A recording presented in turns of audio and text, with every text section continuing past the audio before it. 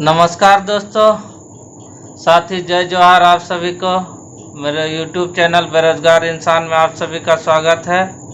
चलिए हम लोग आज देखते हैं नॉइज टॉपिक नॉइज। ठीक है, तो हम लोग आज क्या देखेंगे? Topic noise. तो नॉइज देखते हैं आज हम लोग। ठीक है, टॉपिक क्या है? नॉइज।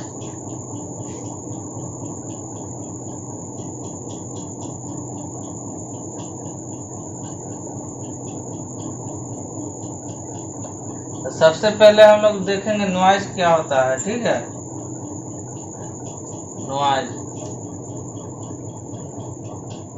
नॉइज का डिफिनेशन क्या हो जाएगा? द अनप्लीजेंट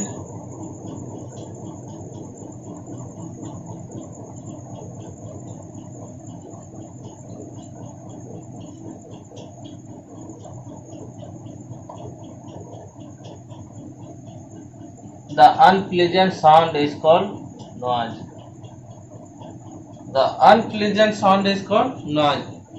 यानी अनप्लीजेंट जो भी ध्वनि होगा आपका उसी को नॉइज कहेंगे। ठीक है, the unpleasant sound is called noise. तो अब इसमें 4 पॉइंट है जो आपका नॉइज का। ठीक है, हम लोग का ओवरमैन सरदार के लिए जो बहुत ही इम्पोर्टेंट है, वीवीआई मार लीजिएगा। वीवीआई, ठीक है, हमेशा क्वेश्चन पूछता है नॉइज का लिमिट कितना होना चाहिए मंच में जो है। ठीक है, तो पहला पॉइंट क्या हो गया? पहला, वार्निंग लिमिट ऑफ नॉइज कितना होगा? Warning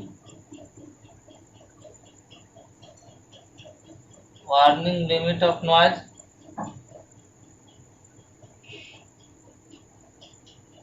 85 dBA। 85 dBA।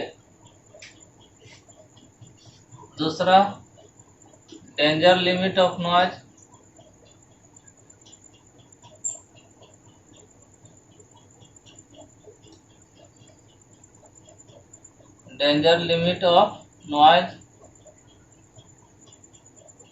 कितना हो जाएगा? 90 dBA।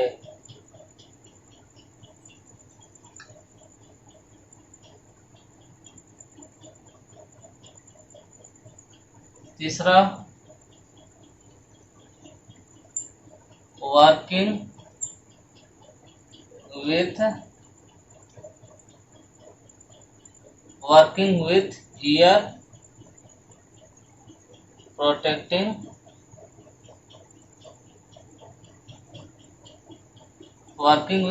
प्रोटेक्टिंग इक्विपमेंट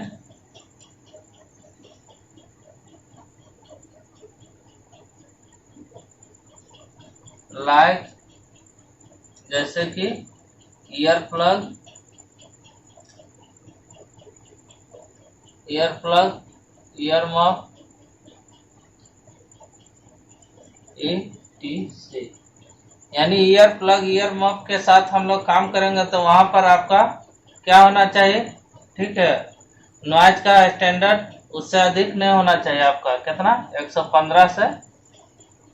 115 dBA से अधिक नहीं होना चाहिए। ठीक है, अब चौथा देखेंगे हम लोग, no work shall be done beyond this limit.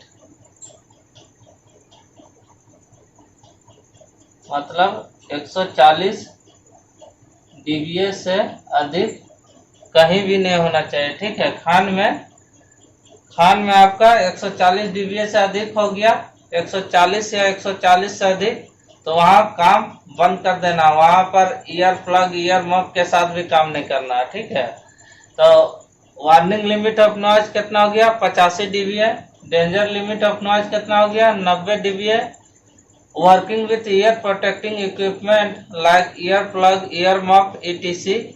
यानी ईयर प्लग, ईयर मफ के साथ काम कर रहे हैं खान में हम लोग, तो वहां पर आपका नॉइज लेवल कितना होगा, 115 dBA से ज्यादा नहीं होना चाहिए, ठीक है। No work shall be done beyond this limit, यानी 140 dBA से अधिक किसी भी हालात में नहीं होना चाहिए।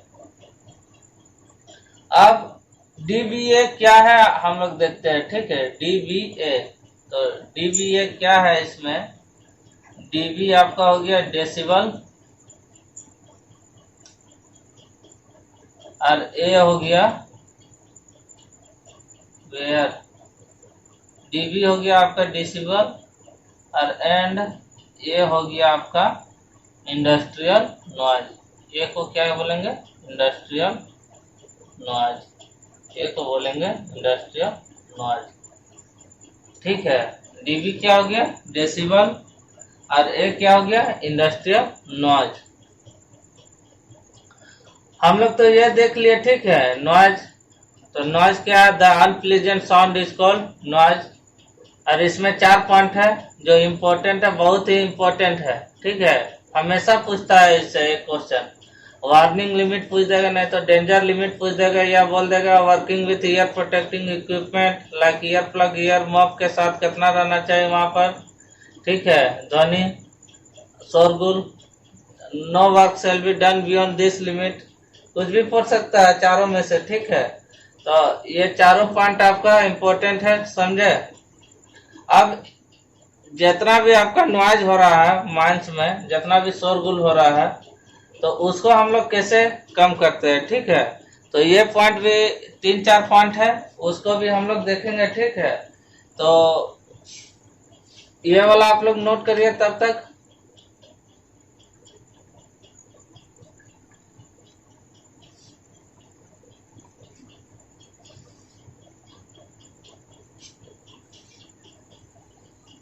ठीक है, चलिए अब देखते हैं, 3-4 पॉइंट है।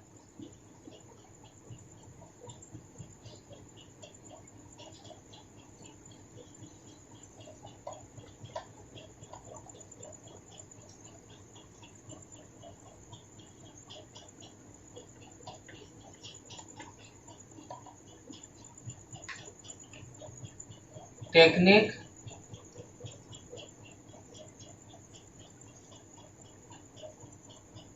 टेक्निक यूज्ड फॉर अपना, technique used for reducing noise.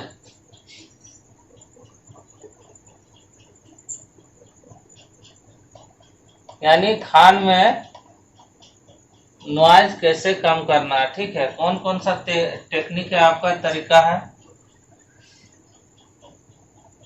ये हम लोग 3-4 पॉइंट है उसको देख लेंगे, ठीक है। Technique use for reducing noise, तो पहला क्या लिख सकते हैं,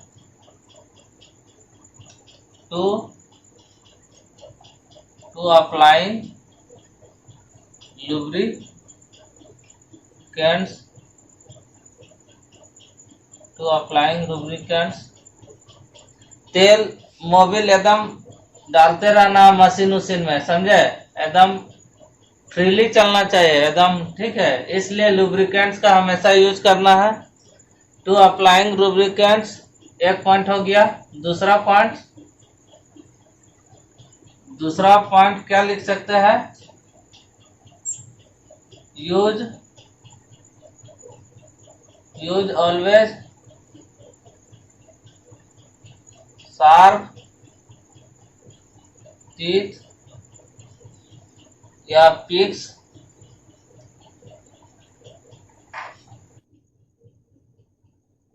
कटिंग हेड्स।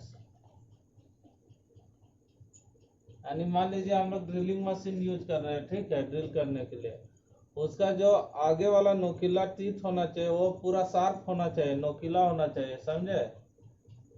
यानी जो भी आपका टीथ पिक्स है कटिंग के लिए, समझे, ड्रिलिंग उर्लिंग के लिए उसका शार्प टीथ होना चाहिए, समझ रहे हैं ना। तीसरा पॉइंट क्या लिख सकते हैं, टू टाइटनिंग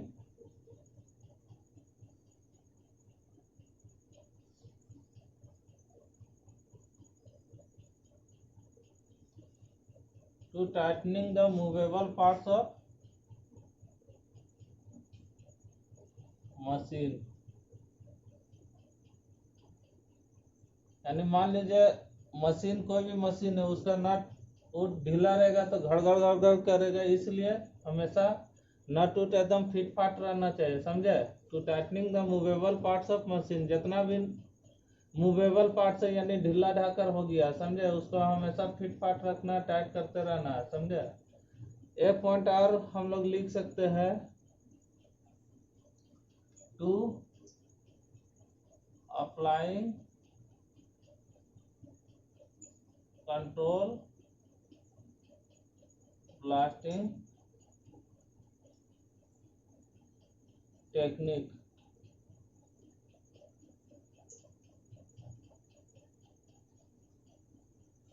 यानी मान लीजिए ब्लास्टिंग कर रहे हैं, उस समय हम लोग कंट्रोल ब्लास्टिंग करेंगे, ठीक है, इससे भी आपका नॉइज कम होगा। इसलिए 4 पॉइंट कौन कौन हो गया, technique use for reducing noise, यानी नॉइज को कम करने के लिए कौन कौन सा टेक्निक यूज करना है।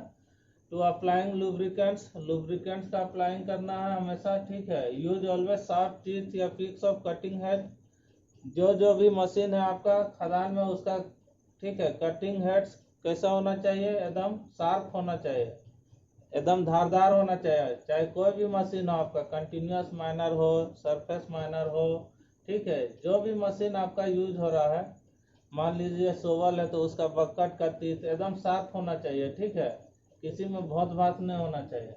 और तीसरा point, to tightening the movable parts of machine, जो भी ढीला ढाकर है मशीन का वो हमेशा फिट फाट रखना है, टाइट करते रहना समय समय पर। और चौथा point, to applying control blasting technique, ये वाला आपका ब्लास्टिंग से है, ठीक है।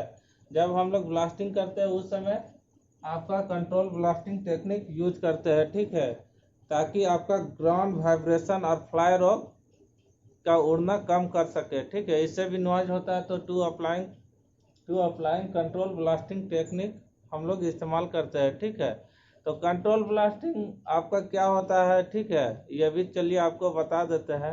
जब खदान में हम लोग ब्लास्टिंग करते करते, मान लीजिए आपका कोई भी घर, मकान, इंडस्ट्रियल जोन 500 मीटर का यानी ब्लास्टिंग जोन के अंदर आ रहा है, ठीक है, 500 मीटर के रेडियस में आ जा रहा है। कोई भी इम्पोर्टेंट इंडस्ट्रियल चीज़ हो, रोड हो, ठीक है, घर हो आपका, रेलवे हो, यानी कुछ भी हो जो आपका यानी ओनर का नहीं है, मान लीजिए किसी का भी है, ओनर का भी है, यदि परमिशन मिला हुआ, ठीक है, ब्लास्टिंग करने का, तो उस समय आपको कंट्रोल ब्लास्टिंग तकनीक का यूज करना है, ताकि आपका फ्लाई रॉक और ग्राउंड वाइब्रेशन को जितना हो सके कम से कम किया जा सके। इसलिए हम लोग कंट्रोल ब्लास्टिंग तकनीक का यूज करते हैं, ठीक है। कंट्रोल ब्लास्टिंग समझ गए ना। कंट्रोल ब्लास्टिंग तकनीक का मेन रीजन कारण क्या है, ग्राउंड वाइब्रेशन से जो आपका ध्वनि यानी नॉइज उत्पन्न हो रहा है उसको कम करना, और फ्लाई रॉक का उड़ना को कम करता है, ठीक है। इसलिए कंट्रोल ब्लास्टिंग तकनीक आपका यूज किया जाता है। तो नॉइज में भी इसका एक पॉइंट लिख सकते हैं, ठीक है, technique use for reducing noise में भी। तो 4 पॉइंट आपका कौन कौन हो गया, to applying lubricants, use always sharp teeth, picks of cutting heads. तीसरा क्या हो गया, to tightening the movable parts of machine. चौथा क्या हो गया, to applying control blasting technique. तो यही आज का टॉपिक, ठीक है, नॉइज, छोटा सा टॉपिक था। तो आप लोग को कैसा लगा, आप लोग ज़रूर कमेंट करके बताइएगा, लाइक शेयर सब्सक्राइब जरूर करिएगा वीडियो, ठीक है, और कुछ कमेंट उमेंट करिए ताकि पता चलेगा हमको भी। तो ठीक है, रिप्लाई दीजिए ज़रूर, आगे हम भी सोचेंगे क्या करना नहीं करना, किस तरह का टॉपिक चाहिए आप लोग को, हम भी देखेंगे, ठीक है।